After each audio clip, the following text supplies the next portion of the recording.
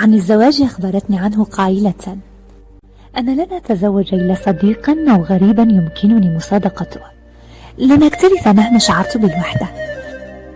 المهم في نهاية المطاف أن أمتلك شخصا يمكنني إخباره عما حصل وعما يحصل دون خوف، دون خجل، ودون ارتباك. أن أمتلك رجلا عاديا لا شيء يميزه سوى عيوني وكيف أراه في قلبي.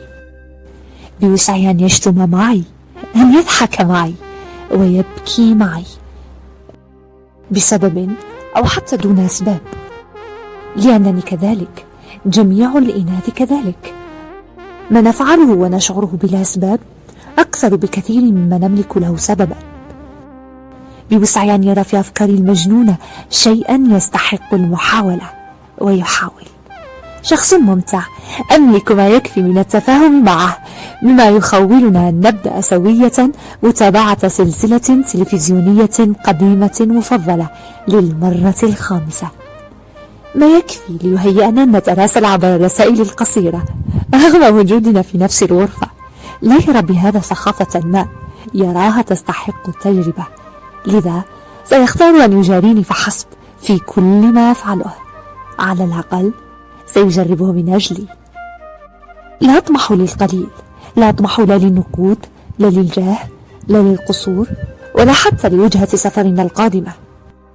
لا أطمح لقصة خيالية نرويها في جلسات الفتيات ليثير غيرتهن.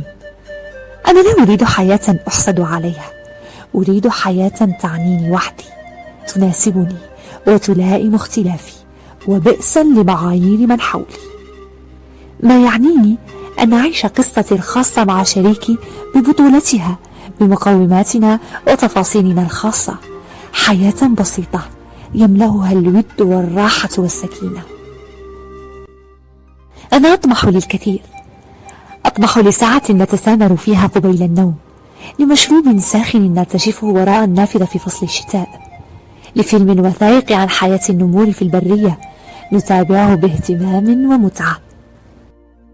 أطمح لشخص يعطيني الراحة في خضم تعبي، لشخص يعلم أن روحي مضطربة، أن الضجيج في قلبي عال جدا رغم أنني صامتة وهامدة ومبتسمة.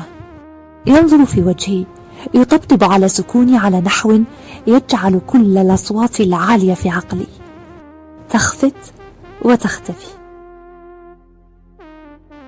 لم تكن معايير الأنثى التي تحب بصدق يوما بتلك الاستحالة التي يتحدثون عنها، لأننا جميعا حين نقع في قلوبنا لا يعنينا الكون بأسره، يعنينا أن نمسك بيد من نحب ونهرب إلى اللاشيء، اللاشيء الذي يغدو كل شيء فقط لأننا برفقة قلب نهواه.